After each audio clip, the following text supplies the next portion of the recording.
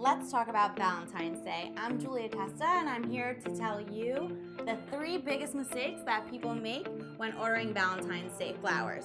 The first one, of course, is ordering too late. You want to be sure that you order your flowers well in advance. A week would be perfect, but at the very least, 48 hours in advance to make sure that you're getting exactly what you're looking for. Next thing, know your budget.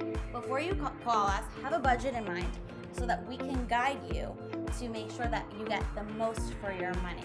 The third thing that you need to remember is to always have fun with it. Nobody wants to receive the same thing every single year, time in and time out. Tell us about their personality. Tell us about who they are so that we can customize and personalize their arrangement based on who they are as a person.